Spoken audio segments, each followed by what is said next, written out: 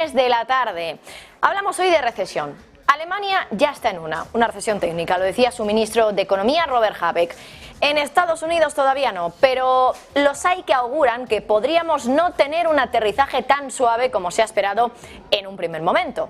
Y hay ya algunas señales de que precisamente ahí, en Estados Unidos, se está fraguando una crisis económica. Y es que tampoco nos suena tan lejano esas imágenes de largas colas en el paro, y no nos suena tan lejano esos testimonios de quienes no podían llegar a fin de mes y tenían que recurrir al banco de alimentos para poder comer. Pues fíjense en lo que ha advertido una gran minorista de Estados Unidos. Estamos hablando de Dollar General, una gigante de tiendas de descuento con una capitalización bursátil de más de 35.000 millones. Ayer sus títulos se desplomaron un 20% porque la empresa había recortado fuertemente perspectivas financieras y sus resultados no habían salido como Wall Street pensaba. El motivo, que la empresa ha dicho que sus clientes están desviando una mayor parte de sus gastos de artículos discrecionales para centrarse en elementos básicos como la comida. La empresa desde luego lanzó la bomba cuando dijo lo siguiente: dice que sus clientes les están diciendo que tienen que depender más de los bancos de alimentos, de sus ahorros y del crédito que le dan los bancos para comprar cosas tan básicas como las que se compran en Dollar General, como por ejemplo los alimentos. Al final es una cadena de distribución.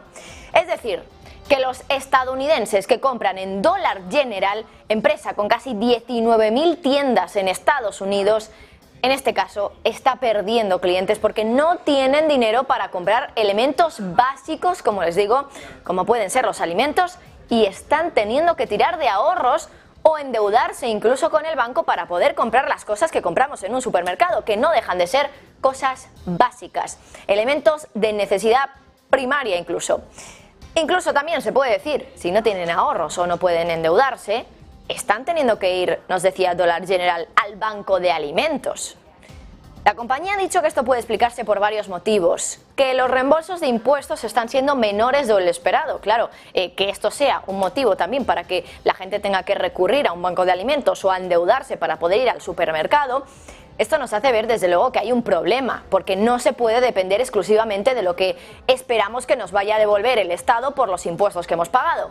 Y dicen que otro de los motivos podría estar en los beneficios reducidos para los cupones de alimentos que están recortándose cuando podían, sobre cuánto podían gastar los compradores. Así que da la sensación de que si estos son los dos motivos, es como para empezar a preocuparse, porque no puede ser que estas dos cuestiones, donde al final vemos que la gente está dependiendo exclusivamente de algo tan básico como puede ser, pues esa devolución de dinero solo por impuestos o cupones directamente, no es posible, o no lo es desde luego en una situación económica sana, que esto esté provocando que haya gente que tenga que recurrir al banco de alimentos, que tenga que endeudarse para ir al supermercado o que tenga también que tirar de ahorros para poder comer directamente.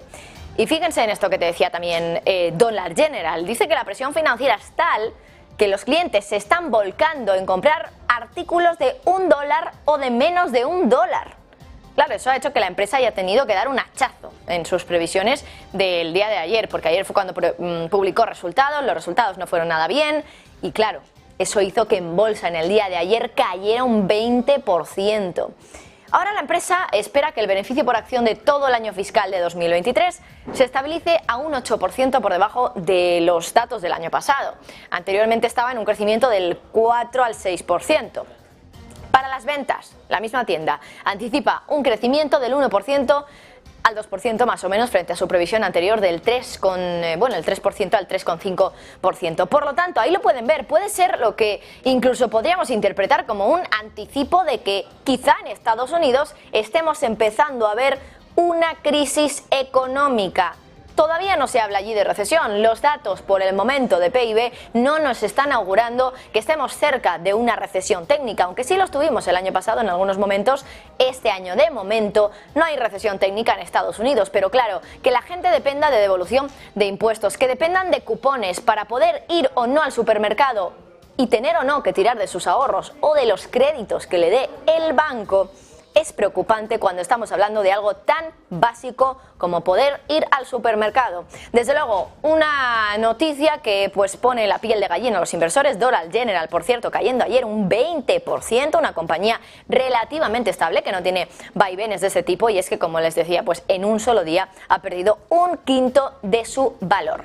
Vamos con la siguiente clave de esta tarde. Hoy miramos si hablamos ahora de la guerra de Ucrania y también de su parte más económica e incluso empresarial, porque ya les avanzo, los intereses de las empresas hay veces que también se entrelazan con los intereses públicos en una guerra, en un conflicto bélico. Ya saben que además de Estados Unidos, de que Estados Unidos, Europa y los aliados están dando ayuda financiera a Ucrania, hay empresas que, permítanme la expresión, están aprovechando la situación y también se están llevando proyectos importantes. Sin ir más lejos, algunas petroleras, ya se lo contábamos hace unos días, cómo estaban pues intentando firmar acuerdos con Ucrania para poder establecer allí pozos y sacar directamente petróleo de allí, de Ucrania. Petroleras estadounidenses, por cierto.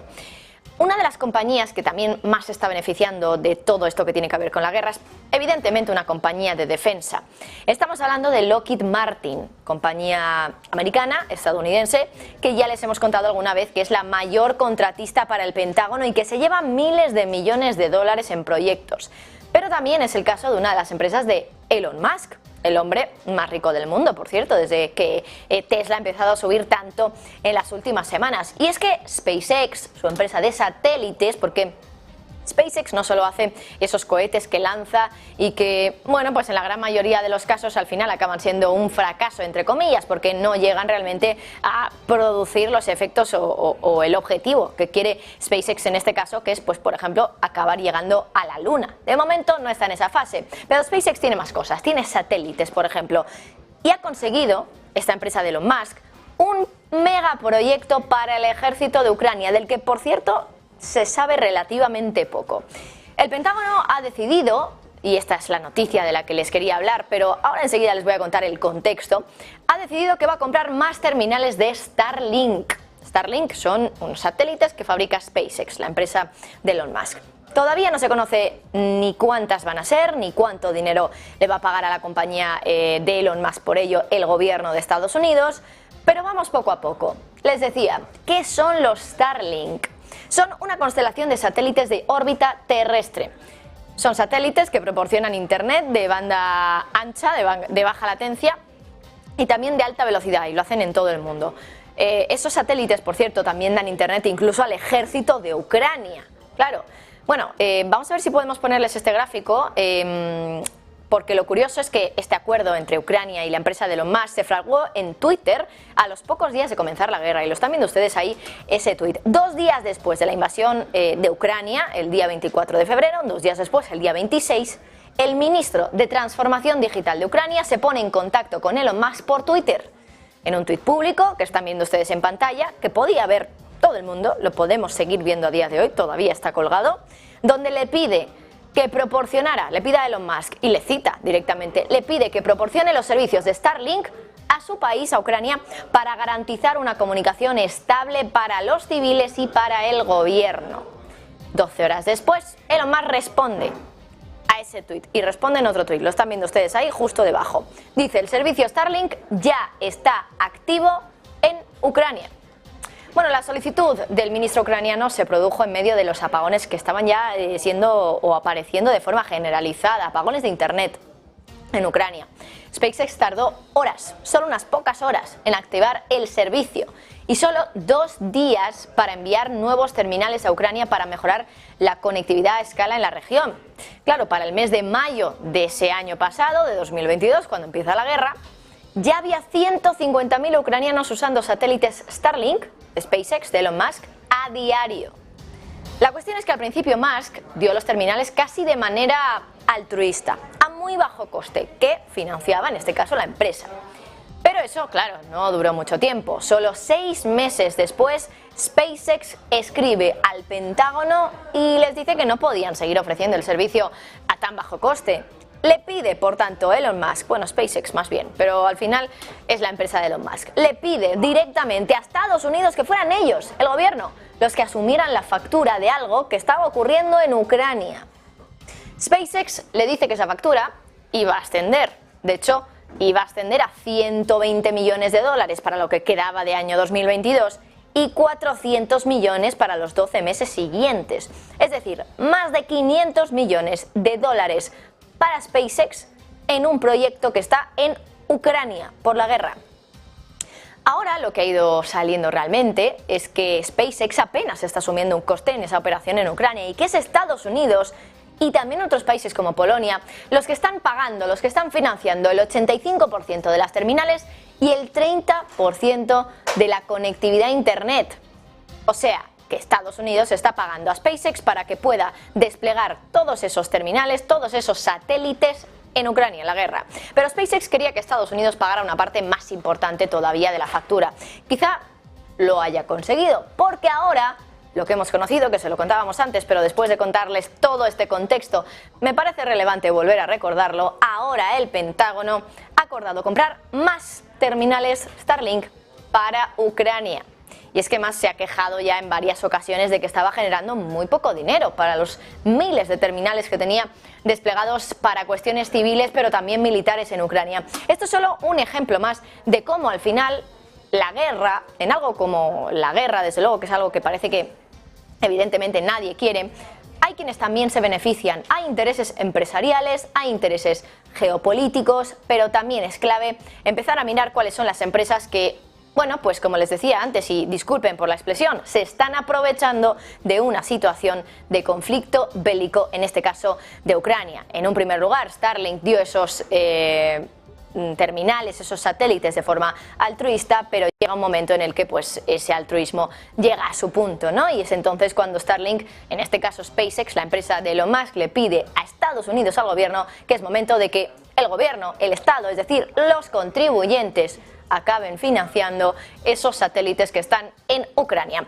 Acabamos ya esas claves de la tarde con la última clave. Hoy volvemos a hablar de los bancos, o bueno, más bien de los pseudobancos, esos de los que De Guindos y otras autoridades habían estado advirtiendo durante tanto tiempo porque, bueno, son considerados en gran parte un riesgo financiero. Hablamos hoy de Apple, no porque sea lo que ha ocurrido con Apple, este riesgo financiero de lo que podía estar hablando De Guindos o algunas de las autoridades, sino porque al final supone desde luego que no es tan sencillo convertirse en un banco como ha hecho Apple, por lo tanto convertirse en un no banco, en un banco en la sombra. Apple, ya saben, lanzó hace unos meses una cuenta de ahorros con Goldman Sachs que, de hecho, estaba pagando un 4,15%, que es más de lo que están pagando muchos bancos por los depósitos. Al final, desde luego que era una clara manera de competir con el sector bancario, un sector bancario que estaba sufriendo esta crisis de confianza por culpa de la caída de Silicon Valley Bank o grandes bancos también como First Republic Bank, y que, claro, ahora también es un sector que está viviendo con esos tipos de interés extremadamente altos, pero a su vez tiene unos depósitos muy bajos. Muchos clientes bancarios, claro, a la hora de ver que Apple, una empresa de esa solvencia, de ese renombre, estaba ofreciendo una cuenta de un 4,15% de remuneración, una cuenta de ahorro, ¿qué hicieron muchos clientes? Se movieron desde sus bancos tradicionales, donde apenas les estaban pagando por los depósitos, a poner su dinero en la cuenta de ahorros de Apple, una cuenta que, bueno, es una especie de alianza también con Goldman Sachs. Esto es precisamente de lo que estaban advirtiendo también muchas autoridades, como les decíamos, pues personalidades como De Guindos. Y atención, porque podríamos estar ante, bueno, un primer aleteo del efecto mariposa, es decir, un primer problema que ya estamos empezando a ver en el sector de la banca en la sombra. Porque no es tan fácil, insisto, acabar convirtiéndose en un banco, y sino que se lo digan a Apple, que hoy, bueno, en este caso, en las últimas horas, Wall Street Journal ya ha avisado de que la compañía no está llevando como la seda esto de ser un banco y que está registrando bastantes problemas y que incluso esos problemas podrían causarle una crisis reputacional que Apple no quiere y que ya ha puesto medidas para evitarlo. Wall Street Journal contaba hace unas horas varios casos donde clientes de la cuenta de ahorros de Apple han tenido problemas, o más bien retrasos, a la hora de sacar su dinero. Y no hablamos de retrasos de 1, 2, 3, 4 días, sino retrasos de semanas, incluso hasta un mes prácticamente.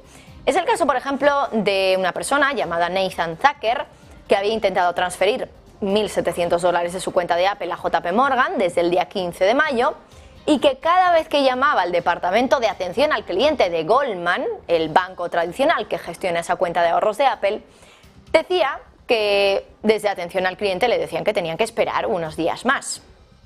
Bueno, lo mejor es esto, el dinero llegó ayer por la mañana, jueves por la mañana, desde el 15 de mayo, justo después de que el periódico Wall Street Journal contactara con Goldman Sachs sobre la experiencia de esta persona, de Nathan, y también la experiencia de otros clientes que también estaban sufriendo otros retrasos. Es decir, que los medios de comunicación podían destapar problemas para Apple y para esta cuenta no banco, cuenta pseudo banco incluso, y de repente, en este caso Apple, Goldman, pasa de decirle que bueno, que espere, que ahora le llegará el pago y pasan semanas, a de repente en el mismo día donde probablemente se le haya contactado, lo soluciona, o el mismo día por lo menos que se ha publicado el artículo de Wall Street Journal. El periódico cuenta que los clientes estaban recibiendo respuestas muy diferentes por parte de atención al cliente de Goldman Sachs sobre el mismo problema. A veces parecía, dicen, que su dinero simplemente había desaparecido, o eso le decían desde Goldman Sachs, pero el banco respondía con un comunicado y decía que la mayoría de clientes no estaban sufriendo retrasos en las transferencias, que solo eran pues casos puntuales. Desde el periódico además también explican qué es lo que puede haber detrás. Al final lo que puede haber son revisiones sobre lavado de dinero. Dicen que bueno, pues puede ser una señal de alerta que se esté intentando transferir una gran cantidad de dinero de una cuenta de ahorros recién abierta, en este caso pues a Apple. Y claro, Wall Street Journal también cuenta otro caso de un cliente que quería meter $100.000 en la cuenta de Apple y que luego, después de haber hecho ya la operación, decidía que quería tener su dinero en otro lado. Dicen que esa retirada de dinero tardó más de 3 semanas en realizarse. Desde luego que el hecho que haya retrasos no es algo extraño en el mundo bancario, pero los expertos que consulta Wall Street Journal dicen que lo verdaderamente raro en este caso de Apple y su cuenta de ahorros de Goldman Sachs son los tiempos de retraso que han sufrido aquí los clientes. El último caso que les contábamos, 3 semanas de retraso para recibir una transferencia. Desde luego que esto pone de manifiesto que no es tan fácil llegar a ser un banco cuando estamos hablando, bueno, en este caso de Apple, la mayor compañía del mundo en términos de valoración bursátil y una de las empresas también más reputadas a nivel tecnológico. Son las 3:30 de la tarde, abren